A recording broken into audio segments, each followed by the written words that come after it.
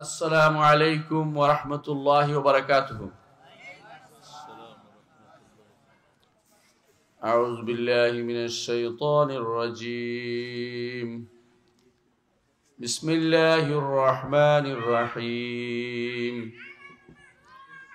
اقرأ باسم ربك الذي خلق. خلق الإنسان من علق. اقرأ وربك الأكرم. الذي علم بالقلم. علم الإنسان ما لم يعلم. আলহামদুলিল্লাহ। আজকে ফিরোজ আলী হাজীপাড়া জামি মসজিদ হাফেজিয়া কওমি মাদ্রাসা এতিমখানার উদ্যোগে আয়োজিত ওয়াজ বার্ষিক ওয়াজ মাহফিলে হাজির হতে পেরেছি। আল্লাহ শুকরিয়া আদায় করি। আমি এবং আপনারা সবাই বলি আলহামদুলিল্লাহ। আলহামদুলিল্লাহ। আপনারা সন্ধ্যা থেকে ওয়াজ শুনছেন, আমিও শুনছি, আমার কাছে খুব ভালো লাগছে। এত সুন্দর ওয়াজ শোনার পরে আমার ওয়াজ কে শুনবে আমি জানি না। আমি কয়েকটি কথা বলবো, আশা করি আমি ওয়াজ করতে পারি না, তবে কিছু আলোচনা রাখবো, ইনশাল্লাহ শুনবেন, আশা করি শুনবেন ইনশাল্লাহ। আমি যে আয়াতগুলো তেলাওয়াত করেছি এগুলো কিছু অর্থ করব, ব্যাখ্যা করব ইনশাল্লাহ।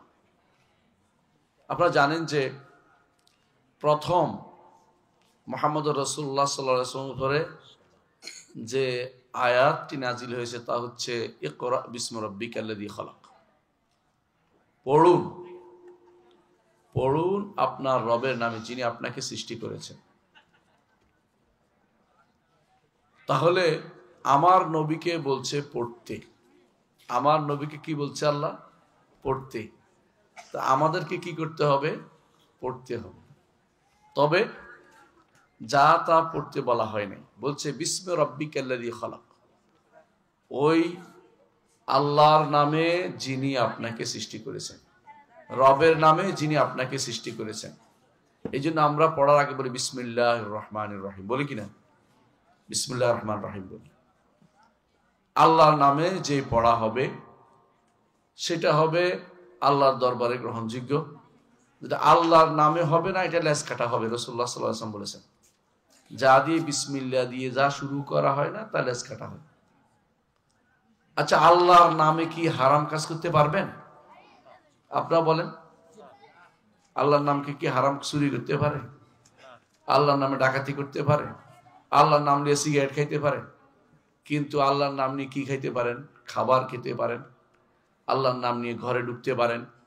বের হইতে হলে আল্লাহর নাম নিতে হয়, বিসমিল্লাহ বলতে হয়। ঘরে ঢুকার সময় বিসমিল্লাহে ওয়ালাজনা বিসমিল্লাহে খারাজনা ওয়া রাব্বিনা তাওয়াক্কালনা, বের হওয়ার সময় বিসমিল্লাহে তাওয়াক্কালতু আলাল্লাহ। আল্লাহর নামে আপনার পুরোটা জীবন চলবে, আল্লাহর নামের উপরে। দুনিয়ার কোনো কিছুর নামের উপরে চলতে পারে না। তাহলে আল্লাহর নামে যদি চলতে হয়, আল্লাহ যেটা দিয়ে আমাদেরকে জানিয়েছেন সেটা জানতে হবে। আল্লাহ কি বলছেন? ইকরা বিসমি রাব্বিকাল্লাযী খালাক, ওই রবের, তোমার ওই রবের নামে পড়ো যে রব তোমাকে সৃষ্টি করেছেন। খালাকাল ইনসানা মিন আলাক। আল্লাহ এরপর বলছেন মানুষকে আল্লাহ তাআলা সৃষ্টি করেছেন যোগ থেকে। যোগ বুঝেন কিনা? মায়ের পেটে, উদরে, মায়ের বাচ্চা দানির ভিতরে আটকে গেছে যেটা, এটা বাচ্চা হবে। যেটা আটকে না, এটা পড়ে গেছে, এটার বাচ্চা হবে না। এটা একটা জোকের মতো একটা সুরত ধারণ করে। এখন যারা বিভিন্ন ইউনিভার্সিটিতে পড়ছে, বিভিন্ন ডাক্তার হয়েছে, ওদেরকে জিজ্ঞাসা করেন যে একটা সময় আসলে বাচ্চা দানিতে এটা এরকম জোকের মতো হয় মায়ের, সেই জন্য এটা বলা হয়েছে আলাক, লটকে থাকে। এটা লটকার থাকে, এটা বাঁকা হয়ে থাকে। তো এইটা থেকে আল্লাহ মানুষকে সৃষ্টি করেছেন। আবার এটা আরেক অর্থ করেছেন জমাট বাঁধা রক্ত। জমাট বাঁধা রক্ত থেকে আল্লাহ সৃষ্টি করেন। এটা তখন রক্তের রূপ নেয়, এরপরে এটা হাড্ডি হয়, এরপরে মানুষ হয়। মানুষকে আল্লাহ তাআলা জানাতে চাইলেন যে আমরা আল্লাহ মানুষদেরকে সৃষ্টি করেছেন এই জিনিস থেকে সৃষ্টি করেছেন। কোরআনে কারিমে আল্লাহ তাআলা অন্যত বলেছেন যে তিনি মাহিন, তুচ্ছ জিনিস থেকে মানুষকে সৃষ্টি করেছেন, তুচ্ছ পানি থেকে সৃষ্টি করেছেন। তাহলে আল্লাহ, যে আল্লাহ আপনাকে তুচ্ছ থেকে সৃষ্টি করে সম্মানিত করতে পারেন, এই সম্মানিত হতে হয় আল্লাহর নামে আপনাকে চলতে হবে দুনিয়ার প্রতিটি কাজে। আল্লাহর নামে চলতে হলে আল্লাহর কথা শুনতে হবে, আল্লাহর কথা মানতে হবে, আল্লাহর কোরআন পড়তে হবে, আল্লাহর নবীর হাদিস পড়তে হবে। আল্লাহ এবং তার রসুলের কথার বাইরে এক বিন্দু এদিক সেদিক করা যাবে না।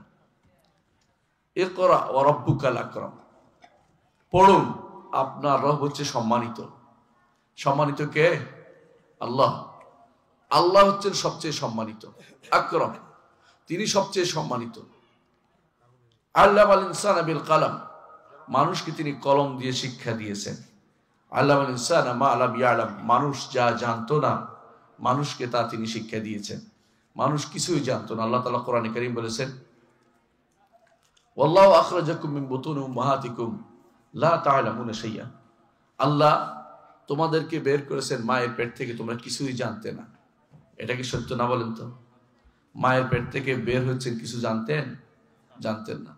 কিন্তু আল্লাহ তাআলা সৃষ্টি করার প্রত্যেকটি প্রাণীকে দুনিয়াতে কিভাবে চলতে হবে সেটার পথ তাকে দেখিয়ে দিয়েছেন, কিভাবে চলবে।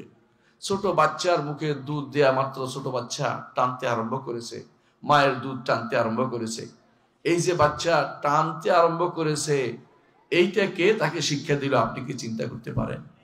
খালাকা ফাহাদা, সৃষ্টি করেছেন, আবার তিনি তাকে পথও দেখিয়েছেন।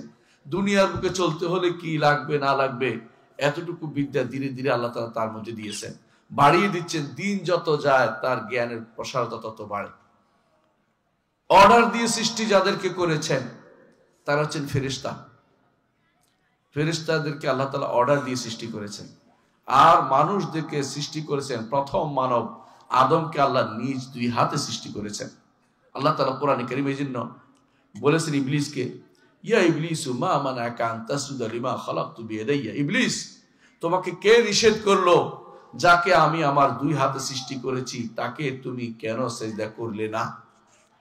ইবলিস অহংকার করে কি বলেছিল? খালাকতানি মিন নারিন ওয়া খালাকতাহু মিন তিন, আমাকে তো আগুন দিয়ে সৃষ্টি করেছে, ওটা মাটি দিয়ে সৃষ্টি করেছেন। আর আগুন উপরে থাকে, মাটির নিচে থাকে, আমি এই জন্য তাকে কোনদিন সিজদা করতে পারবো না। সে যুক্তি দিয়েছে। আল্লাহর নির্দেশের বিপরীতে যারা যুক্তি দেয় তারা ইবলিসের দোষর ছাড়া কিছুই নয়।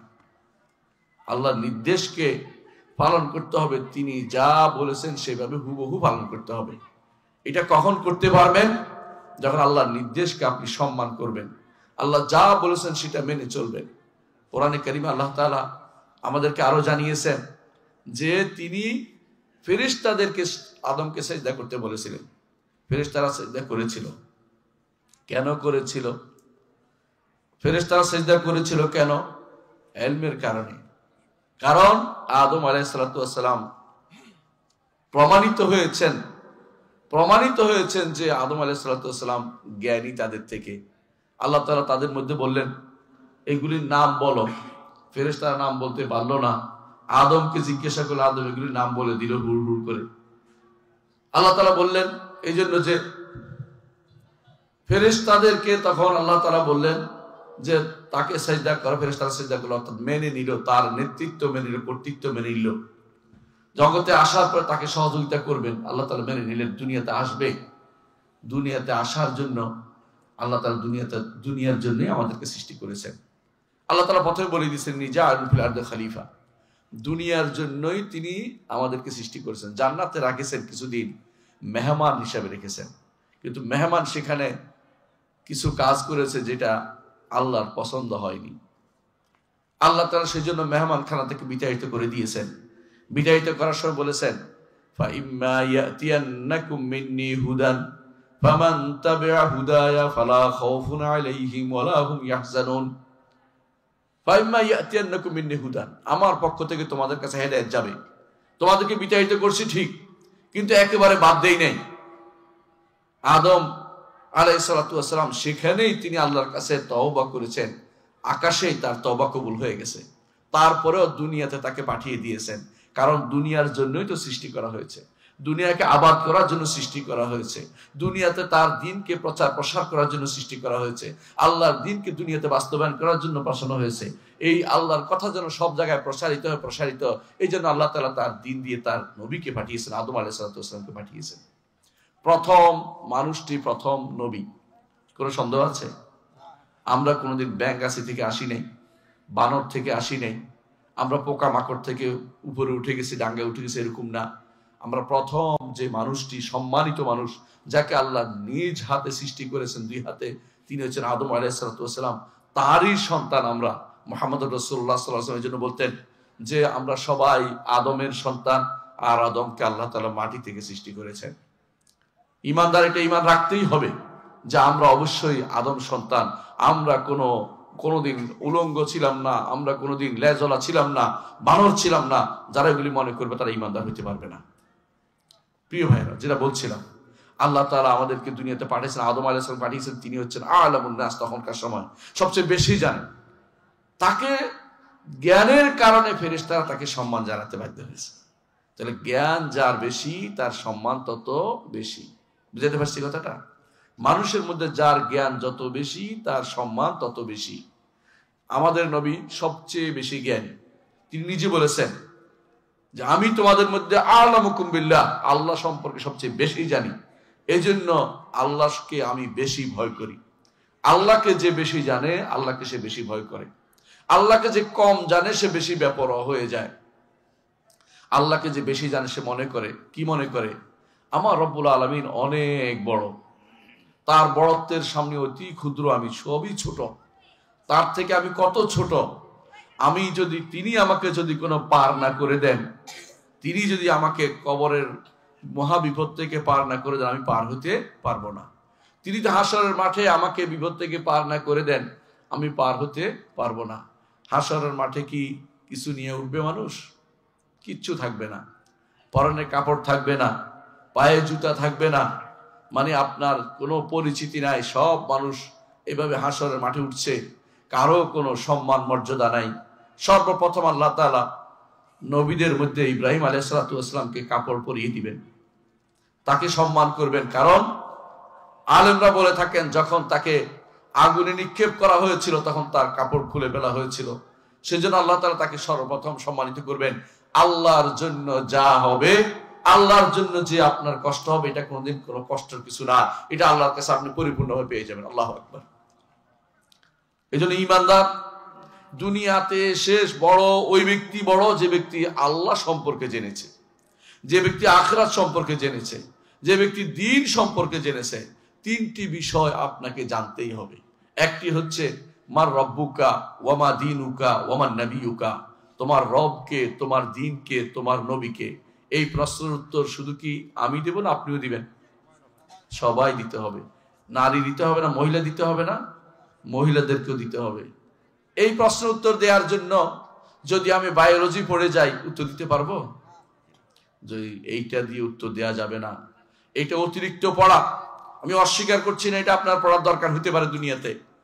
দুনিয়াতে অনেক কিছুই আপনার দরকার হতে পারে, কিন্তু আল্লাহর দ্বীন শেখার পরে সেটা ফরজ, সেটা আগে জানতে হবে আপনাকে। আর ফরজ হচ্ছে ইলম অর্জন করা, ফরজ হচ্ছে দ্বীনি ইলম অর্জন করা।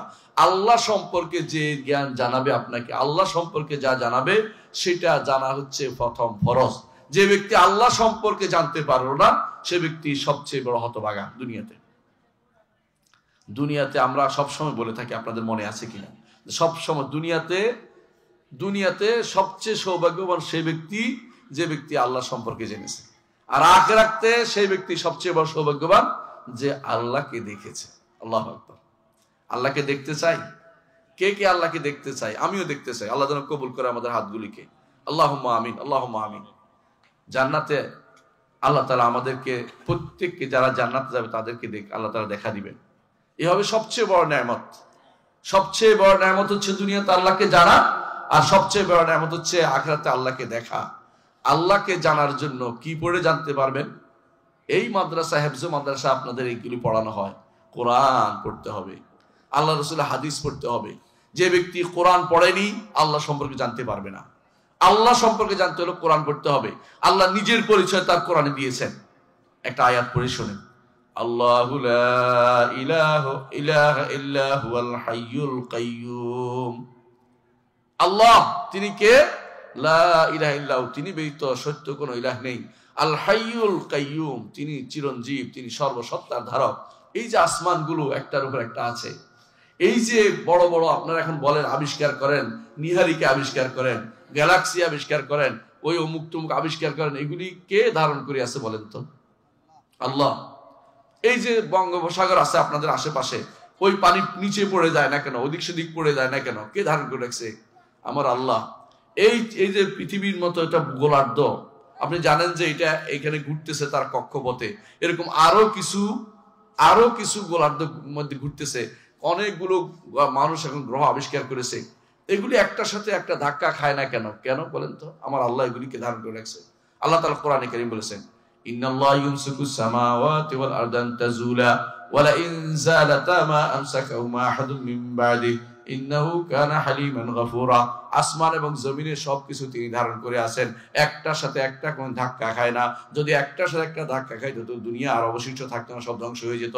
একটা সময় আসবে যখন একটার সাথে একটা ধাক্কা খাবে এবং সব ধ্বংস হয়ে যাবে, লন্ডভন্ড হয়ে যাবে। ওয়াজুমি আশ-শামসু ওয়াল কামার, চাঁদ এবং সূর্য একসাথে হয়ে যাবে, একাকার হয়ে যাবে। অথচ সূর্য কত দূরে, চাঁদ কাছে, কিন্তু চাঁদ কাছে, তারপরেও দুটো একাকার হয়ে যাবে আল্লাহর ইচ্ছায়, এবং সবকিছু ধ্বংস হয়ে যাবে। এইটা হচ্ছে প্রলয়, আখিরাত, কিয়ামত, যেটা ধ্বংস, যেটাকে আপনার বলেন মহাপ্রলয়, সেদিন হবে। এরপরে জগতে কিছুই থাকবে না, আবার নতুন করে কামা বাদানা আউওয়ালা খালকিন নুঈদু ওয়াদান আলাইনা ইন্না কুন্না ফাইলিন। যেভাবে ধ্বংস করেছেন আল্লাহ, এইভাবে আল্লাহ নতুন করে আবার সৃষ্টি করবেন। আল্লাহ ওয়াদা করছেন যে তিনি আবার করবেন। আপনি আমি কি হাসরের মাঠে যাব না?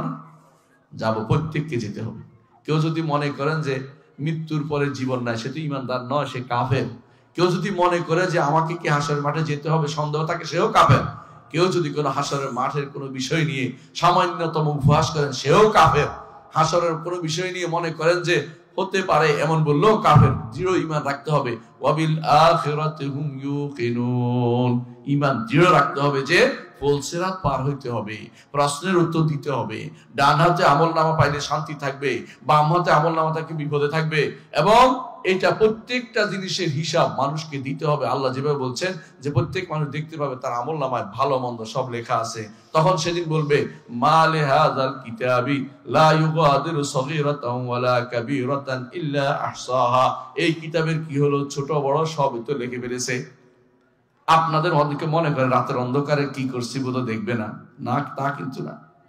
অন্ধকার রাত্রিতে, অমাবস্যার রাত্রিতে কালো পাথরের উপরে কালো পিঁপড়া বেয়ে উঠে, আল্লাহ তাআলা সেটা দেখতে পান। শুধু একটা উদাহরণ দিলাম, শুধুমাত্র জমিনের ভিতরে কোথায় কি কোন পোকা আছে, কোন দানা আছে, আল্লাহ সেটা জানেন। আল্লাহ কোরআনে বলে দিয়েছেন, ওয়ালা হাব্বাতিন ফি যুলুমাতিল আরদি ওয়ালা রাতবিন ওয়ালা ইয়াবসিন ইল্লা ফি কিতাবিন মুবিন। সমুদ্রের ভিতরে কত প্রাণী যে আছে তার হিসাব নাই। সমুদ্রের ভিতরে এখনো মানুষ নতুন নতুন জিনিস আবিষ্কার করতেছে সমুদ্র থেকে। এই সমুদ্রের ভিতরে এত প্রাণী কে সৃষ্টি করেছে? আমার আল্লাহ সৃষ্টি করেছেন। তিনি সৃষ্টি করেছেন, তিনি জানেন কোথায় কি আছে। আল্লাহ এই জন্য বলছেন, আলা ইয়ালামু মান খালাকা ওয়া হুয়াল লাতীফুল খাবীর। যিনি সৃষ্টি করেছেন তিনি কি জানেন না? তিনি সূক্ষ্মদর্শী। হে মা, হে ছেলে, হে ভাই, আপনাকে বলছি, আপনি যা করেন না কেন আমার রব কিন্তু জানেন। ইয়ালামুস সিররা ওয়া আখফা, গোপন জিনিস জানেন, গোপনে যা হয়নি এখন সামনে আসবে সেটাও তিনি জানেন। এজন্য আল্লাহকে ভয় করতে হবে, আল্লাহকে ভয় করতে হবে, আল্লাহকে ভয় করতে হবে যে তিনি আমার সবকিছু জানবেন। আমি রাতের অন্ধকারে কোন দিকে যাচ্ছি সেটা তিনি জানবেন, দুনিয়ার বুকে আমি কোন দিকে আমি রওনা হচ্ছি সেটাও তিনি জানেন। সুতরাং আল্লাহকে ভয় করে আমাকে চলতে, প্রতি মুহূর্ত আমার সামনে থাকতে হবে। আমার রব্বুল আলামিন আমাকে দেখছেন, তিনি আমার প্রতিটা পদক্ষেপের হিসাব নেবেন। এই জন্য আল্লাহ তাআলা বলছেন, যে ব্যক্তি আল্লাহকে ভয় করবে তার পুরস্কার কি শোনেন। আল্লাহ তাআলা বলছেন, ওয়ালিমান খাফা মাকামা রাব্বিহি জান্নাতান। যে কেউ ভয় করবে যে তার রবের সামনে তাকে দাঁড়াতে হবে, আল্লাহ তার জন্য দুটি জান্নাত রেখেছেন। কয়টা? দুইটা জান্নাত। এই ভয়টা শুধু 1 মিনিটের ভয় নয়, বরং এই ভয়ের কারণে যদি কোনো আপনি চোখের পানি বের করে দেন, আপনার গুনাহগুলি ক্ষমা হয়ে যাবে, জাহান্নামে আপনার জায়গা হবে না। মুহাম্মদুর রাসূলুল্লাহ সাল্লাল্লাহু আলাইহি ওয়াসাল্লাম বলেছেন, যে ব্যক্তি চোখের পানি ফেলবে, এই চোখের পানির সাথে জাহান্নামের ধোঁয়ার একসাথে হওয়ার সুযোগ নেই, কারণ আল্লাহ তার তওবা কবুল করে ফেলবেন। এজন্য ঈমানদার তওবা করবে, গুনাহ করবে, কিন্তু তওবা করবে, গুনাহ হবে না তা নয়। কুল্লু বনি আদম খাত্তা, প্রতিটি বনি আদমই ভুল করে। ওয়া খায়রুল খাত্তাইনা আত-তাওয়াবুন, প্রতিটি গুনাহগারের জন্য উত্তম গুনাহগারী হচ্ছে ওই ব্যক্তি যে গুনাহ করার পর তওবা করে। তওবা কি তওবা বললে হবে না? তওবার জন্য একটা শর্ত আছে, বড় শর্ত, এটা হচ্ছে অবশ্যই আপনাকে অন্তরটাকে পরিচ্ছন্ন করতে হবে যে আমি এটা ছেড়ে দিলাম, সামনে আর এটার দিকে যাব না, দৃঢ় প্রতিজ্ঞ হব যে আর যেন এটা কোনোদিন না করি, ও আল্লাহর কাছে ক্ষমা চাইবো। এর অতিরিক্ত যদি মানুষের সম্পদ ফেরত দেওয়ার চেষ্টা করবো, ফেরত দিয়ে দিব, মানুষের সম্পদ রেখে দিব না। তওবা যদি শুদ্ধ হইতো এটা করতে হবে।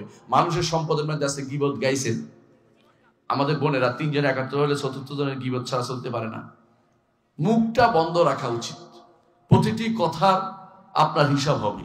আল্লাহ তাআলা কোরআনে কারীম বলেছেন, মা ইয়ালফিযু মিন কাওলিন ইল্লা লাদাইহি রাকীবুন আতীদ।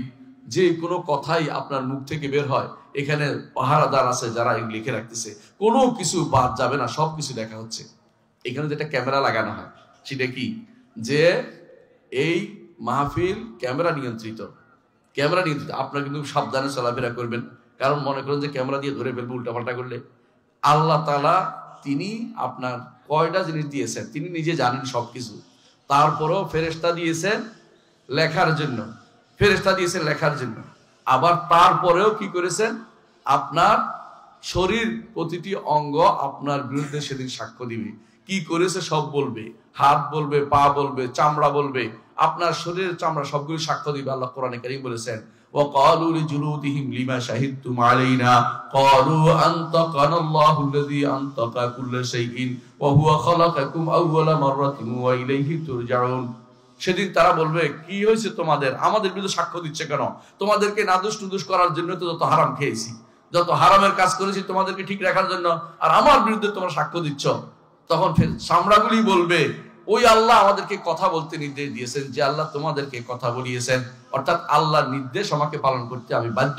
সাক্ষী চামড়া আপনার বিরুদ্ধে সাক্ষ্য দিবে, চোখ সাক্ষ্য দিবে, আপনার কান সাক্ষ্য দিবে, আপনার সবকিছু আপনার বিরুদ্ধে সেদিন সাক্ষ্য দিবে।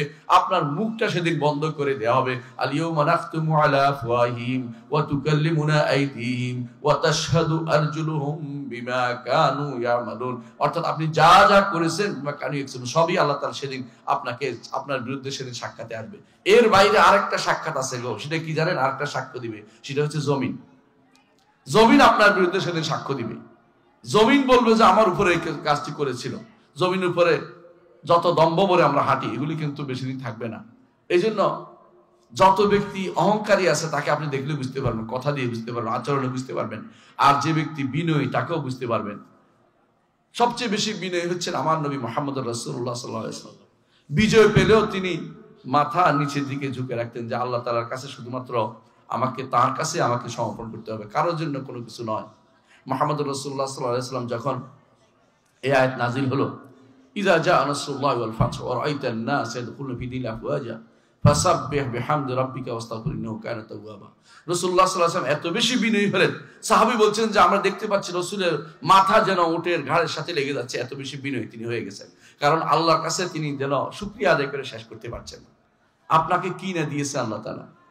আপনাকে আল্লাহ অনেক কিছু দিয়েছেন, আপনাকে সম্পদ দিয়েছেন, সন্তান দিয়েছেন, সুস্থতা দিয়েছেন, 3টে জিনিস, বিশাল জিনিস।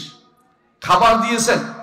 রাসূলুল্লাহ সাল্লাল্লাহু আলাইহি ওয়াসাল্লাম বলেছেন, মান আসবাহা মুআফান ফি জাসাদিহি, যে ব্যক্তি তার শরীরটা সুস্থ এমন অবস্থায় সকালবেলা উপনীত হয়েছে এবং সে একটা থাকার জায়গা পেয়েছে, আমিনান ফি সিরবি, নিরাপদ জায়গা পেয়েছে থাকার। এবং 3 নম্বর হচ্ছে যে সে একদিনের খোরাকি তার আছে। রাসূল বলছেন যে তার জন্য যেন আল্লাহ দুনিয়া সবকিছু দিয়ে দিয়েছে। আপনার 3টার কি অভাব আছে? এই 3টার অভাব আমাদের ভাইদের মধ্যে নাই প্রায়। কিন্তু তারপরেও মানুষ কিন্তু অন্যায় করে যাচ্ছে, কারণ সে বুঝতে পারে না আল্লাহর হক কিভাবে আদায় করতে হবে। আল্লাহকে চিনতে হলে, আবারও আসছি, আল্লাহকে যত বেশি চিনবেন তত বেশি আল্লাহর ইবাদত করবেন। মুহাম্মদ রাসূলুল্লাহ সাল্লাল্লাহু আলাইহি ওয়াসাল্লাম আল্লাহকে বেশি চিনতেন, বেশি ইবাদত করতেন। আল্লাহ তার আগে পরে সমস্ত গুনাহ ক্ষমা করে দিয়েছেন, তারপরেও তিনি আল্লাহর জন্য দাঁড়িয়ে যেতেন এবং বলতেন, আফালা আকুনা আবদান শাকুরা, আমি কি আল্লাহর শুকরগুজার বান্দা হব না? আল্লাহকে চিনতে হবে। এই চিনার জন্য ইলম অর্জন করতে হবে। এই ইলম সব ইলম না, দ্বীনি ইলম অর্জন করতে হবে। এরকম মাদ্রাসা প্রতিষ্ঠা করতে হবে। আজকে যে সন্তান, এইখানকার সন্তান আব্দুল্লাহ জাওয়াদ, মাশাআল্লাহ, যে কোরআন তেলাওয়াত করেছে, আপনি কি চিন্তা করতে পারেন কত সুন্দর তেলাওয়াত করেছে?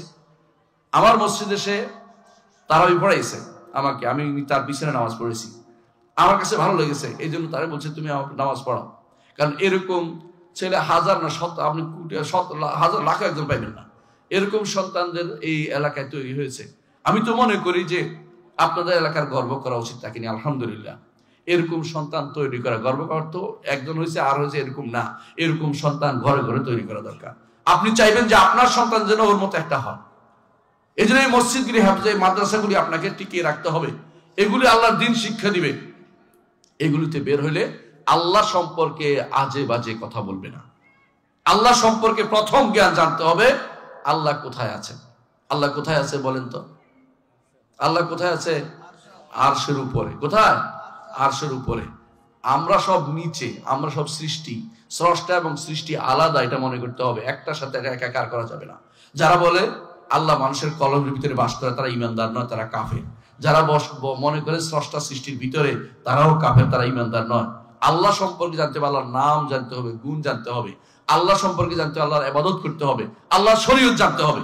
আল্লাহ শরীয়ত জানার জন্য এই মাদ্রাসাগুলি আপনাকে প্রতিষ্ঠা করতে হবে। এবং এটাকে রাসূলুল্লাহ সাল্লাল্লাহু আলাইহি ওয়াসাল্লাম ফরজ বলেছেন। তিনি বলেছেন তালাবুল ইলমি ফারিদাতুন আলা কুল্লি মুসলিম। ইলম অর্জন করা প্রতিটি মুসলিম নর-নারীর উপর ফরজ। এই ইলম হচ্ছে এই কোরআনের ইলম, এই ইলম হচ্ছে হাদিসের ইলম। এই ইলম যদি আপনি না জানেন, তাহলে আপনি আল্লাহর কাছে সেদিন জবাব দিতে পারবেন না। কবরে গেলেও জবাব দিতে পারবেন না, হাসরের মাঠে জবাব দিতে পারবেন না। কবরে গেলে তিনটা প্রশ্ন হবে। মান রব্বুকা, তোমার রব কি? এই প্রশ্নের উত্তর কিভাবে দিবেন? দুনিয়াতে যদি আল্লাহকে একমাত্র রব মেনে থাকেন এবং তারই ইবাদত করে থাকেন, আর কোনো ইজমে বিশ্বাসী না হন। ইজম বুঝেন তো? কেউ আছে নিয়ে আসবে আপনার কাছে সেকুলারিজম, কেউ নিয়ে আসবে আপনার কাছে ন্যাশনালিজম, কেউ নিয়ে আসবে আপনার কাছে আরো কত রকম ইজম বের হয়েছে, এখন নাম মুখস্থ সবগুলি পারিও না। যত ইজম আছে সব ইজম বাদ। আমি কার কথা শুনবো? আমার রবের কথা শুনবো। কার কথা? আমার আল্লাহর কথা শুনবো। তিনি যেটা বলেছেন সেটা আমি মানবো। কারণ এই ইজম বের হওয়ার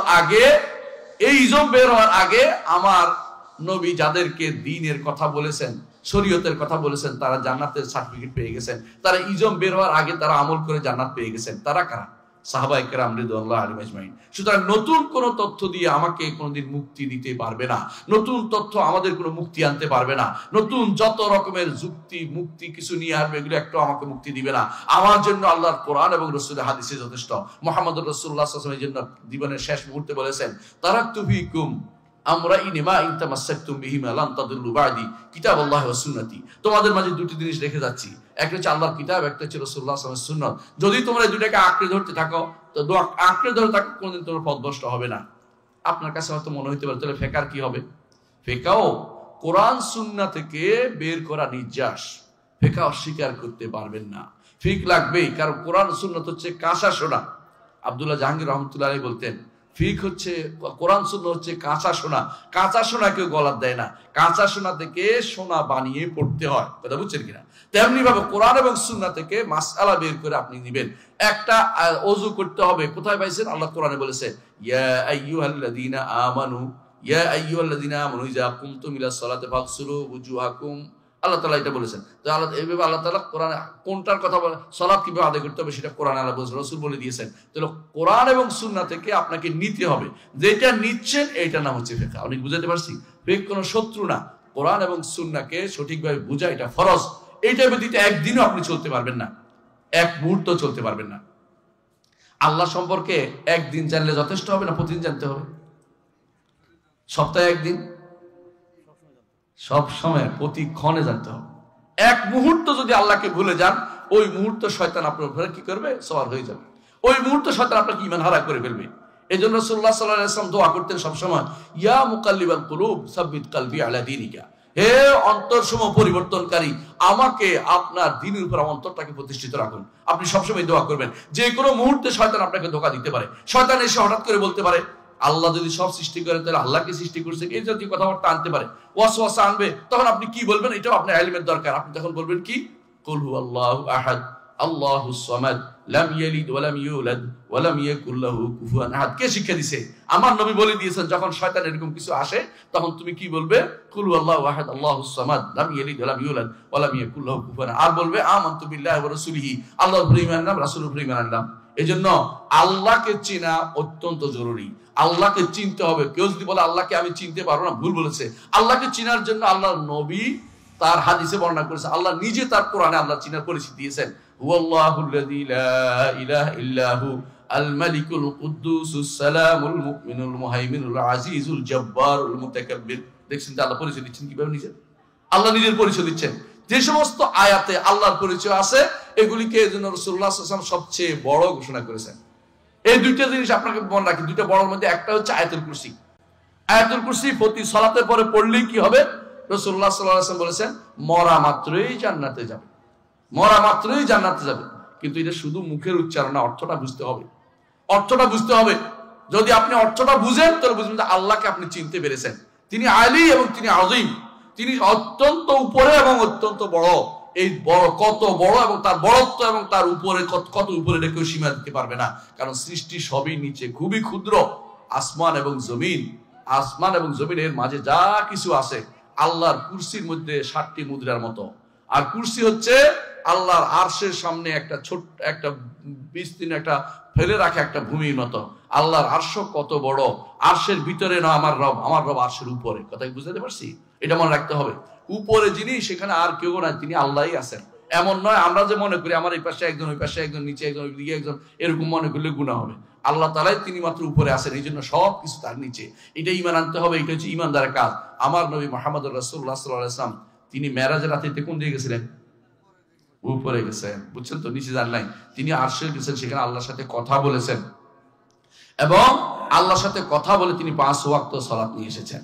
এবং শেষ পর্যন্ত এটা আমরা পালন করতে যদি পারি আমরা 50 ওয়াক্তের সওয়াব পাবো, মুহাম্মদ রাসূলুল্লাহ আমাদেরকে জানিয়েছেন। এর অর্থ হচ্ছে আল্লাহ সম্পর্কে আমাকে জানতেই হবে, আল্লাহর নাম জানতে হবে, গুণ জানতে হবে। যাকে আমরা দেখি নাই দুনিয়াতে, খেয়াল করেন, যাকে দেখি নাই তাকে কিভাবে মানুষ সাধারণত পরিচিতি পায়? তার মতো কাউকে দেখা, তার মতো কাউকে দেখি নাই, আল্লাহর মতো তাকেও দেখি নাই, তার মতো কাউকে দেখি নাই। এবং তাকে আমরা শুধু জান্নাতে দেখতে পাবো, আর আগে পরিপূর্ণ দেখার কোনো সুযোগ নাই। তাকে শুধু চেহারা দেখতে পাবো। আল্লাহকে কেউ কোনোদিন জ্ঞান দিয়ে কোনোদিন পরিবেষ্টন করতে পারবে না, তার চেহারা দেখতে পাবো জান্নাতে গেলে। এর আগ পর্যন্ত আল্লাহকে শুধুমাত্র আল্লাহর দেয়া বাণী, রসুলের বাণী দিয়ে শুধু আল্লাহকে চিনতে হবে, আর কোনো চেনার জায়গা নেই। বুঝাতে পারছি কথাটা? এখন যদি কেউ বলে একটা মারিফতের দরবার খুলে বসে যাইতে পারবেন না, ওখানে যাবেন না, ওটা শয়তানের কারসাজি। ওই ব্যক্তি মারিফত, ওখানে বসে বসে মারিফত পাওয়া যায় না। আল্লাহ মারিফত তত্ত্ব পরিচিতি। আল্লাহকে চিনতে হলে কোরআন এবং হাদিস পড়তে হবে। আল্লাহকে চিনতে হলে কোনো দরবারে গিয়ে চিনা যাবে না। আপনাদের এখানে তো গাজীপুরে আপনাদের ভালো এলাকা, আমি যতটুকু জানি ফিরোজআলীতে একটা মাশাআল্লাহ সহি এলাকা আমি জানি সবচেয়ে ভালো। কিন্তু কোন কোন এলাকা এই গাজীপুরে আছে যেখানে টাকা ফেলা হয় কিসের মধ্যে? পুকুরের মধ্যে। যেই টাকা ভাসে সেটাকে ডুবিয়ে দেওয়ার ব্যবস্থা করা হয় যাতে করে তার মনস্কামনা পূর্ণ হয়। টাকা দিলে নাকি মানুষ রাতের বেলা আবার জাল দিয়ে এগুলো উঠানো হয়। এগুলিতে এই গাজীপুরে হয়। কেন বুঝছি? গাজীপুরে এখন আমি থাকি, এই জন্য গাজীপুরে এখন বাসিন্দা হওয়ার কারণে এগুলি বুঝি। সেটা মনে রাখতে হবে, আল্লাহকে না জানার কারণে সে এখন এখানে টাকা দিচ্ছে। আল্লাহকে যে যত কম জানবে সে তত শিরকে লিপ্ত হবে। এজন্য আল্লাহ তাআলা কোরআনে কারীম বলেছেন, মা কাদারুল্লাহ হাক্কা কাদরিহি ওয়াল আরদু জামিআন কবদাতুহু ইয়াউমাল কিয়ামা। আল্লাহকে তারা সঠিক সম্মান দিতে জানেনি। আসমান এবং আল্লাহ জমিনগুলো আল্লাহর মুষ্টির ভিতরে থাকবে হাসরের দিন। ওয়াস সামাওয়াতু মাতওয়িয়াতুন বিয়ামিনিহি। সমস্ত আসমান আল্লাহর ডান হাতে একটার পর একটা থাকবে। ইয়াউমা নাতুইস সামাআ কাতাইয়িস সিজিলিল কুতুব।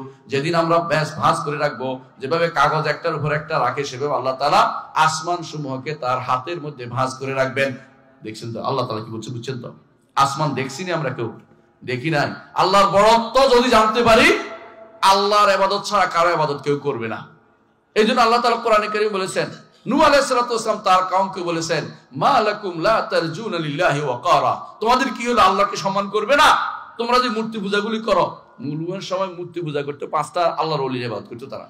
ওয়াদ, সুয়া, ইয়াগুস, ইয়ারুক, নাসর। আল্লাহ সূরা নূহের মধ্যে বলে দিয়েছেন এই 5 জন আল্লাহর ওলির ইবাদত তারা করত। এই সময় নূহ আলাইহিস সালাতু ওয়াস সালামকে আল্লাহ তাআলা পাঠিয়েছেন, 950 বছর তিনি দাওয়াত দিয়েছেন। তারা মাত্র ঈমান আনছে কয়জন জানেন? 80 জন। 80 জন। 950 বছর দাওয়াত দিয়েছেন, ঈমান আনছে 80 জন। এটা কি আল্লাহর কোনো অসুবিধা হয়েছে? নবীর কোনো অসুবিধা হয়েছে? না। আপনাকে ঈমান জানতে হবে। যে ঈমান আনবে জান্নাত পাবে, ঈমান আনবে না আল্লাহর জাহান্নাম পুরাবে আল্লাহ এটা দিয়ে। লা আমলা আন্না জাহান্নামা মিনাল জিন্নাতি ওয়ান নাসি আজমাইন। জাহান্নাম পূর্ণ করবেন তিনি জিন এবং মানুষ দিয়ে। যদি আমি ঈমান আনি, আমার রব। ঈমান না আনলে আল্লাহর কোনো ক্ষতি হবে না। লা ইয়াদুরুল্লাহ শাইআ, আল্লাহর কোনো ক্ষতি হবে না। ঈমান আনলে আমার লাভ। হাদিসে কুদসিতে আল্লাহ তাআলা বলেন, যে হাদিসে কুদসিতে আল্লাহ তাআলা বলেন, ইমাম আবু যর রাদিয়াল্লাহু বর্ণিত হাদিস, সহিহ মুসলিম হাদিসটি, সেটাতে আল্লাহ তাআলা বলেছেন, লাউ আন আউওয়ালাকুম ওয়া আখিরাকুম, হে মানব গোষ্ঠী, যদি তোমাদের আগের পরে সবাই যদি মুত্তাকি হয়ে যাও, সব একদম সব আমরা মুত্তাকি হয়ে গেছি, আল্লাহর রাজত্ব একটু বাড়বে না। আর যদি সবাই যদি সবচেয়ে ফাজের হয়ে যায়, ফাসিক হয়ে যায়, আল্লাহর রাজত্ব একটু কমবে না, একটু কমবে না। কারণ এগুলি আল্লাহ বলেছেন, ইন্নামা হিয়া আমাল উরসিহালাকুম, এগুলি হচ্ছে আমল যেগুলো তোমাদের জন্য আমি সংরক্ষণ করে রাখি, তুমি যা আমল করবে সেটা পাবে। ঈমান রাখো, সুবহানাল্লাহ আলহামদুলিল্লাহ যা পড়েন এক কিচ্ছু না, শুধুমাত্র যদি কোনো 2 রাকাত সালাত আদায় করছেন আপনি, সেটা আপনার কাজে লাগবে। এক সাধক বড় আল্লাহর ওলিকে জিজ্ঞাসা করা হয়েছিল যে আপনি তো দুনিয়াতে অনেক সুন্দর সুন্দর ওয়াজ করতেন, কাজ করতেন, কোনটা বেশি কাজে লাগছে? বলছে, রাতের বেলা অন্ধকারে আল্লাহর জন্য একান্তে 2 রাকাত নামাজ পড়েছি, সেটা আমার বেশি কাজে লেগেছে। আল্লাহু আকবার। বুঝছেন তো? ইবাদতের জন্য আল্লাহকে একান্তভাবে যে ব্যক্তি বাছাই করতে পেরেছে, আল্লাহ ছাড়া কারো ইবাদত করেনি, আল্লাহ ছাড়া কারোর কাছে কিছু চায়নি, আল্লাহ ছাড়া কারো কিছু চিন্তা করেনি, আল্লাহর দ্বীন জেনেছে, শিক্ষা গ্রহণ করেছে, সেই ব্যক্তি সত্যি সত্যি আল্লাহর প্রিয় বান্দা হতে পারবে। আল্লাহ কোরআনে কারীমে বলেছেন, হাল ইয়াস্তাউল লাযিনা ইয়ালামুন ওয়াল লাযিনা লা ইয়ালামুন ইন্নামা ইয়াতাযাক্কারুল আলবাব, যারা জানে না এবং জানে না তারা সমান হইতে পারে না। জানে যারা, তারা আল্লাহর কাছে মর্যাদাপূর্ণ। এই জ্ঞান দুনিয়ার জ্ঞান নয়, এই জ্ঞান ওই দর্শন বা শাস্ত্র নয়, ওই জ্ঞান কালাম শাস্ত্র নয়, এই জ্ঞান হচ্ছে কোরআন ও হাদিসের জ্ঞান। কোরআন ও হাদিসের জ্ঞান কেন? কারণ আলেমরা হচ্ছে ইলম, এই ইলমটা হচ্ছে নবুয়তের ওয়ারিস। নবীরা যা রেখে গেছেন এটা ধারণ করছেন আপনি আমি। এই নবীরা রেখে গেছেন কোরআন এবং সুন্নাহ। মুহাম্মদুর রাসূলুল্লাহ সাল্লাল্লাহু আলাইহি ওয়াসাল্লাম বলেছেন, আল উলামা ওয়ারাসাতুল আম্বিয়া, আলেমরা হচ্ছে নবীদের ওয়ারিস, নবীদের ওয়ারিস। নবীরা কোনো দিরহাম টাকা পয়সা কিছু রেখে যায় নাই। ওয়াইন্নামা ওয়ারাসুল ইলমা, তারা শুধু ইলম রেখে গেছেন, দ্বীনি ইলম রেখে গেছেন। ফামান আখাযাহু আখাযা বিহাদ্দিন ওয়াফির, যে ব্যক্তি দ্বীনি ইলম নিতে পেরেছে সেই ব্যক্তি পরিপূর্ণভাবে নবীদের ওয়ারিস নিতে পেরেছে। নবীদের ওয়ারিস হতে হবেন কেন জানেন? সবচেয়ে ভালো মানুষ কারা? সবচেয়ে ভালো মানুষ কারা বলতে পারবেন? নবীরা, কোনো সন্দেহ নেই, সবচেয়ে ভালো মানুষ নবীরা। আর নবীদের যারা অনুসারী হবে সুন্দর করে, তারা সবচেয়ে ভালো মানুষ।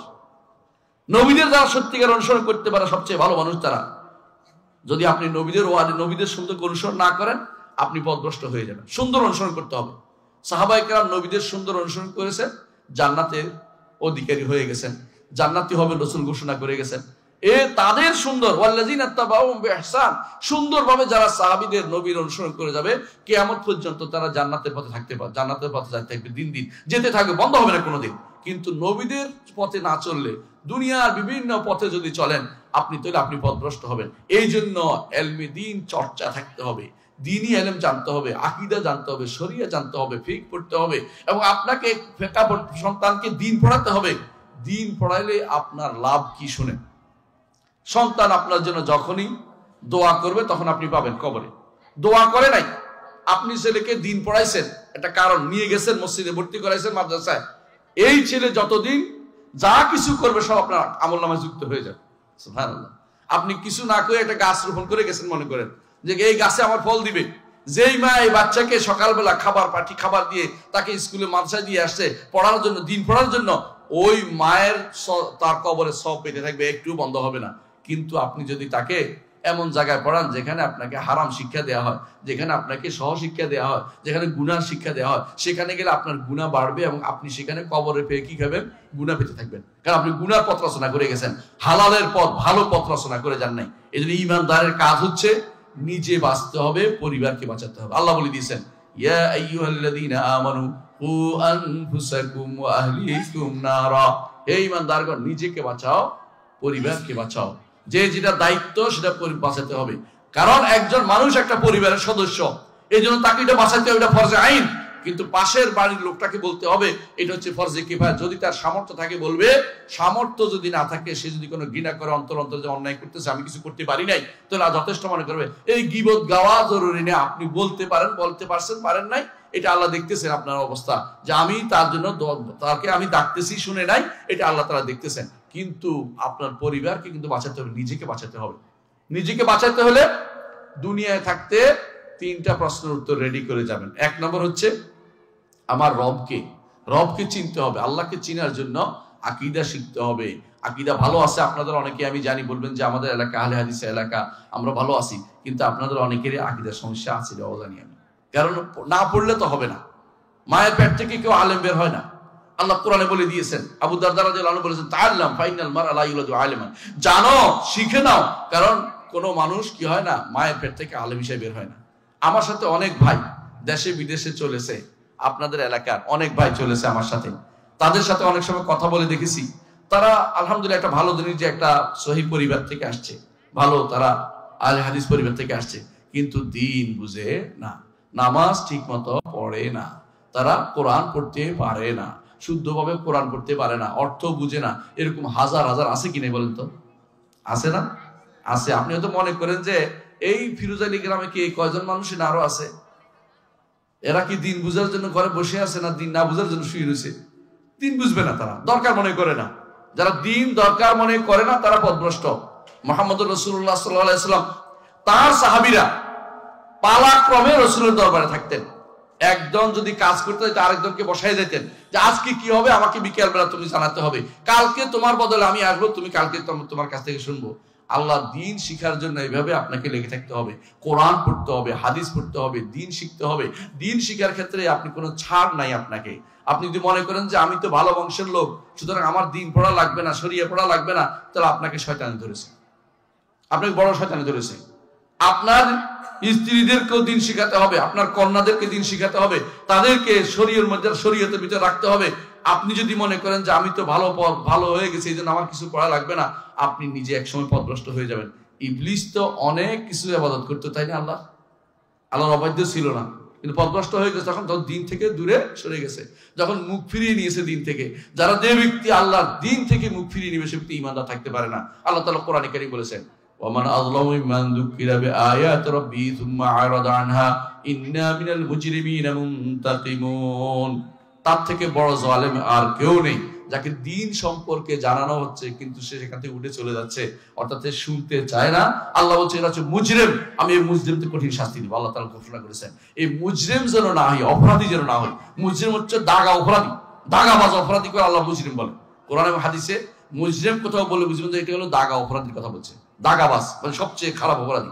আল্লাহ বলছে একে আমি শাস্তি দিবই, মুনতাকিমুন, শাস্তিটাকে দিবেন তিনি। সুতরাং আল্লাহর শাস্তি থেকে বাঁচতে হলে দিন শিখতে হবে, না শিখে কেউ বাঁচতে পারবে না। না শিখলে যে কোনো সময় বিপদে পড়তে হবে।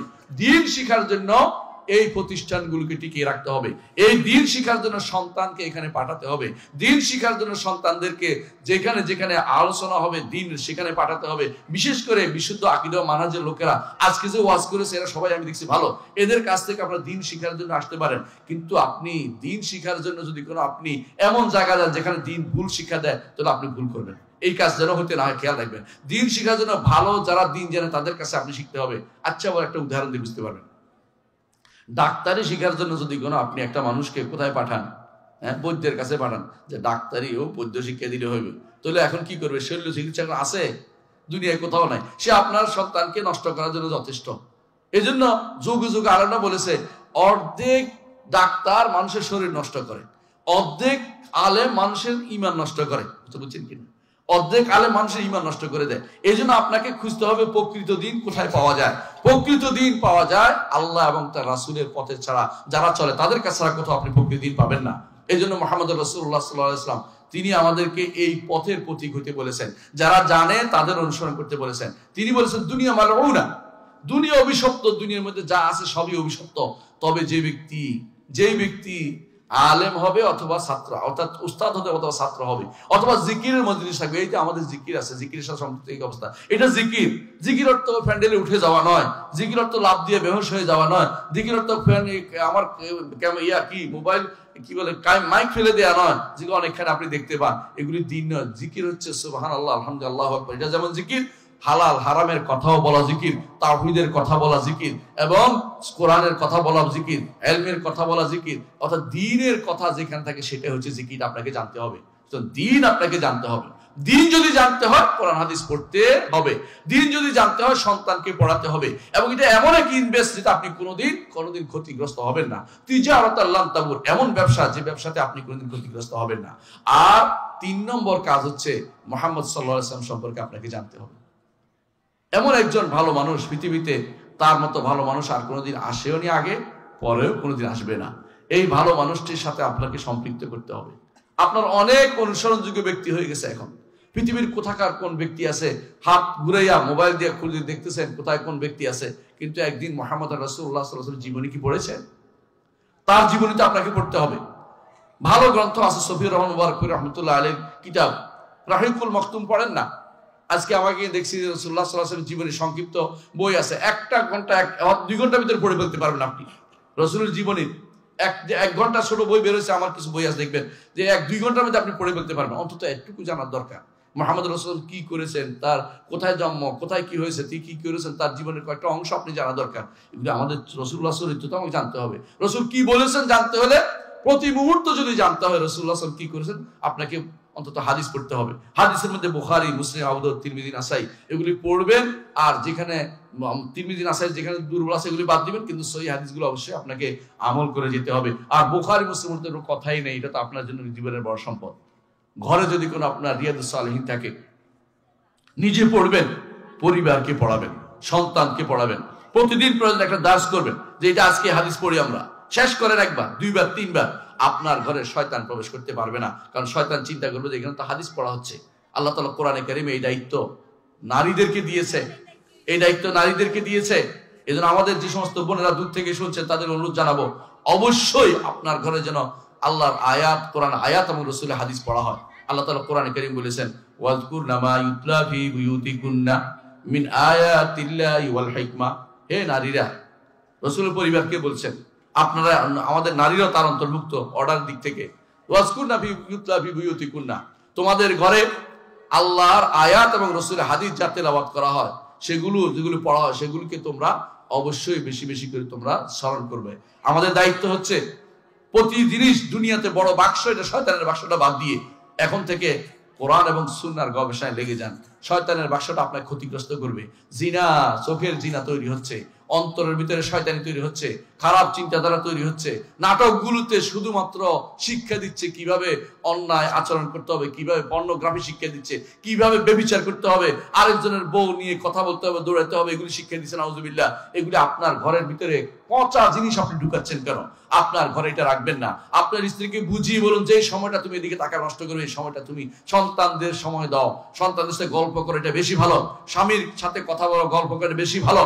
একজন স্বামীও ঘরে ঢুকে স্ত্রীর সাথে গল্প করবেন, আশেপাশে দুনিয়ার এই সমস্ত খারাপ জিনিস না দেখাচ্ছে, কোরআন পড়বেন, হাদিস পড়বেন, 2 রাকাত নামাজ পড়বেন, ওযু করলে 2 রাকাত নামাজ পড়বেন, ঘুমাবেন, সালাত আদায় করে সালাত পড়ে। এটা কিন্তু গুরুত্বপূর্ণ একটি কাজ। এমনকি ওযু নিয়ে ঘুমানো একটা ঈমানদারের কাজ। রাসূলুল্লাহ সাল্লাল্লাহু আলাইহি ওয়াসাল্লাম বলেছেন, ওয়ালা ইউহাফিজু আলাল ওযু ইল্লা মুমিন। ঈমানদার ছাড়া কেউ ওযুর উপরে নিজেকে মানে তার হেফাজত করে না। ঈমানদারের কাজ হচ্ছে ওযুর অবস্থায় তার হদ মৃত্যু হতে পারে, ওযু অবস্থায় সে অন্তত ঘুমাতে যায়, কারণ যদি মরে যায় তাহলে ভালো একটা অবস্থায় সে মারা গেল, মনে করে যে আল্লাহর সাথে সম্পৃক্ত ভালো অবস্থা, পবিত্র অবস্থায় সে আল্লাহর কাছে চলে গেল। ঈমানদারের জন্য সবসময় ভালো অবস্থায় থাকে। এই সব কিছুর মূল হচ্ছে ইলমে দ্বীন শিখতে হবে, আলেম হতে হবে। শুধুমাত্র নামকে আসতে ভালো আসি বললে হবে না, আপনাকে দিন শিখতে হবে। এই দিন শিখার জন্য আলহামদুলিল্লাহ এখন যত মাধ্যম আসছে, এই মাধ্যমগুলি আপনার কাছে সবগুলি একেবারেই কাছে। একটা সময় ছিল মানুষ কোরআনের অনুবাদ পাইতো না, হাদিসের অনুবাদ পাইতো না। এখন কোরআনের অনুবাদ আছে, হাদিসের অনুবাদ আছে। দিন শিখার কোনো কঠিন কিছু না, দিন শিখতে হবে আপনাকে। হ্যাঁ, আকীদাও শিখতে হবে, দিন শরীয়ও শিখতে হবে। এগুলি যত বেশি শিখবেন তত বেশি মর্যাদাবান হবেন, যত কম শিখবেন তত আপনার মর্যাদা কম হবে। দুনিয়ার বুকে আপনি কোটিপতি, কিন্তু আপনি যদি জানাজা পড়তে না জানেন, যদি আপনি জানাজার দোয়াটা না জানেন, বাবার জন্য দোয়া করতে পারবেন না। উত্তরাতে আমি একবার একটা জানাজায় গেছিলাম, দেখলাম যে বাইরে থেকে তার মা মারা গেছে, তার ছেলেটা বিদেশ থেকে আসছে, ছেলে কাঁদতেছে। তো সবাই বলতেছে, যিনি ইমাম সাহেব বলছেন, কেন কাঁদতেছেন? বলে কাঁদতেছে আমি তো জানি না কি বলবো, জানি না। মানে সে জানে না নামাজটা কেমনে পড়বে, নিজেও পড়ে নাই, মায়ের উপরে নামাজ পড়বে কিভাবে এটাও জানে, জানাজার নামাজ সে জানে না। এখন তারা শিক্ষা দিচ্ছে, আপনি এটা বলেন কতক্ষণ আমার শিক্ষা দিবেন, আমি তো মুখস্থ রাখতে পারতেছি, আমার চোখের পানি বেড়া দিচ্ছে, কারণ আমি তো কিছু জানি না। এরকম মানুষরা তৈরি হয় বাংলাদেশে, এরকম মানুষও তৈরি হয়, নিজের নামাজ পড়ে নাই, সালাত কোনোদিনে পড়ে নাই, এবং মায়ের উপরে জানাজা পড়ার নিয়ম সে জানে না কিভাবে পড়তে হবে, কি দোয়া করতে হবে এটা শিখে নাই। জানাজার দোয়াটা তো অন্তত শিখবে, অন্তত কিভাবে জানাজা পড়তে হবে এটা তো শিখবে, এটাও তারা শিখে নেয়। এরকম একটা প্রজন্ম যদি তৈরি হয়ে যায়, আপনি কি চিন্তা করেন না এটা কত খারাপ হবে? আমাদের সন্তানরা যে এখন ইউনিভার্সিটিগুলি পড়তে যায়, কয়জন ইসলামের উপর থাকতে পারবে আমাকে বলেন তো? কয় %? থাকতে পারবে না। কারণ সাবজেক্ট তাকে ভুল শিক্ষা দিচ্ছে। একটা মিথ্যা কথা 10 বার বললে মানুষ মনে করে সত্য। 10 জনে যদি একটা মিথ্যা কথা বলে অনেকে মনে সত্য, এত জনে করতেছে। যে ডিপার্টমেন্টে আপনি ভর্তি হচ্ছে আপনার সন্তান, ওই ডিপার্টমেন্টে যে হারাম জিনিসটা 10 বার করে বলতেছে, কারণ ওরা তো এটাই মুখস্থ করেছে বিদেশ থেকে, হারামটা বলতেছে, আপনার সন্তান তো হারামে শিখবে, ভালো শিখবে কোথেকে? বেশিরভাগ ডিপার্টমেন্ট তো এখন ইসলামের উপর নাই। ইসলামিক ডিপার্টমেন্ট কয়টা আছে খুঁজে পাবেন না, খুঁজে আপনি কি মাইক্রোস্কোপ দিয়ে খুঁজতে হবে যে ইসলামিক ডিপার্টমেন্ট কোথায় আছে। ইসলামী বিশ্ববিদ্যালয় আমাদের ডিপার্টমেন্ট হয়ে গেছে প্রায় 25-30টা, কিন্তু ইসলামী ডিপার্টমেন্ট হচ্ছে মাত্র 4টা বা 5টা, সর্বোচ্চ 5টা। 5টার বাকিগুলি 20টা ডিপার্টমেন্টে ইসলাম বিরোধী ডিপার্টমেন্ট আছে। কিছু আছে ভাষা, আমরা বিরোধিতা করছি না, ভাষা জানবে, কিন্তু আল্লাহর দ্বীনের উপরে অন্য কিছুকে প্রাধান্য দিলে সে ব্যক্তি আল্লাহর দ্বীন থেকে বিমুখ হওয়া বোঝা যাবে, এটা জায়েজ নাই। ইমানদার সবার আগে আল্লাহর দ্বীন শিখবে। যে ব্যক্তি তার সন্তানকে দ্বীন না পড়িয়ে দুনিয়া পড়ার জন্য পাঠিয়েছে, সে ব্যক্তি খেয়ানত করেছে, আমানতের খেয়ানত করেছে। যেই মা তার সন্তানকে দ্বীন না পড়িয়ে দুনিয়া পড়ার জন্য নিয়ে গেছে, সে ব্যক্তি আমানতের খেয়ানত করেছে। সন্তান আপনার কাছে আল্লাহর পক্ষ থেকে আমানত, এটা মনে রাখতে হবে আপনাকে। আল্লাহর পক্ষ থেকে আপনার কাছে আমানত। এই আমানতের খেয়ানত আপনি করতে পারেন না, আপনাকে জিজ্ঞাসা করা হবে কিয়ামতের দিন। আমানত আপনাকে জিজ্ঞাসা করা হবে। এই আমানত দাঁড়াবে, আমার নবী বলেছেন, আমানত দাঁড়াবে কোথায়? সিরাতের কাছে, ফুল সিরাতের কাছে দাঁড়াবে। আমানতে আটকাই দিবে, ফালাই দিবে নিচে। আমানত রক্ষা করলে না করলে এটা হবে। এই আমানত শুধু টাকা পয়সার আমানত নয়, মানুষের ঈমানও একটা আমানত, মানুষের কথাও একটা আমানত। এগুলি সবগুলি আমানত। এই আমানত যদি কোনো আপনি ঠিকমতো রক্ষা না করেন, আপনি যে কোনো সময় বিপদে পড়ে যাবেন এবং হাসরের মাঠেও বিপদে পড়বেন। এই আমানত আপনাকে যথাযথ আদায় করতে হবে। আল্লাহ তাআলা কোরআনে কারীমে বলছেন, দেখেন, ইন্নাল্লাহা ইয়া'মুরুকুম আন তু'আদ্দুল আমানাতি ইলা আহলিহা ওয়া ইযা হাকামতুম বাইনান নাস আন তাহকুমু বিল আদল ইন্নাল্লাহা নি'মা ইয়া'ইযুকুম বিহি ইন্নাল্লাহা কানা সামিআন বাসীরা। রাসূলুল্লাহ সাল্লাল্লাহু আলাইহি ওয়াসাল্লাম এই আয়াত পড়ে তার আঙ্গুল লাগিয়েছেন চোখে এবং কানে। আল্লাহ শোনেন এবং দেখেন বোঝানোর জন্য। কথা বুঝছেন কিনা? আল্লাহ শোনেন এবং দেখেন বোঝানোর জন্য। অর্থাৎ আল্লাহ তিনি শোনেন এবং দেখেন, এই জন্য তিনি আঙ্গুল লাগিয়েছেন। সহিহ হাদিস দ্বারা প্রমাণিত। এর অর্থ হচ্ছে আমানত এমন এক জিনিস, আল্লাহ তাআলা এটার জন্য আপনাকে পাকড়াও করবেন। ইন্না আরাদনাল আমানাতা আলাস সামাওয়াতি ওয়াল আরদি ওয়াল জিবাল ফাআবাইনা আন ইয়াহমিলনাহা ওয়া আশফাকনা মিনহা ওয়া হামালাহাল ইনসান ইন্নাহু কানা যালুমান জাহুলা। আমানত যদি জিজ্ঞাসা করে, আমানত টাকা পয়সা নয়, শুধু প্রত্যেকটি জিনিস। আপনি ফরজ গোসল করছেন, যে যদি ঠিক মতো না করেন আমানতের খেয়ানত হচ্ছে। সালাত ঠিক মতো আদায় না করলে আমানতের খেয়ানত হচ্ছে। সন্তানদেরকে দিন না পড়াইলে আমানতের খেয়ানত হচ্ছে। কাউকে টাকা না দিলে আমানতের খেয়ানত হচ্ছে। একজন ওয়াদা করছে, ওয়াদা রক্ষা না করলে আমানতের খেয়ানত হচ্ছে। অর্থাৎ আমানত এমন এক জিনিস, আপনার প্রতিটি মুহূর্ত আপনার জন্য এই চিন্তা করতে হবে, আল্লাহ তাআলা যা যা বলেছে আমি ঠিকই আমানত যথাযথ প্রত্যাহার করতে পারছি কিনা, এই আমানত আমি পূরণ করতে পারছি, আল্লাহ শরীয়ত মানতে পারছি কিনা। আল্লাহ শরীয়তটা হচ্ছে আমার উপর আমানত, আকীদা হচ্ছে আমার উপর আমানত। আকীদা জানা আমানত, শরিয়া জানা আমানত। এটাকে আমি জানছি কিনা। ইসলাম হচ্ছে আকীদা এবং শরিয়ার নাম। ইসলাম হচ্ছে আকীদা এবং শরিয়া। কিছু বিশ্বাস জানতে হবে, কিছু কাজ আমাকে করতে হবে।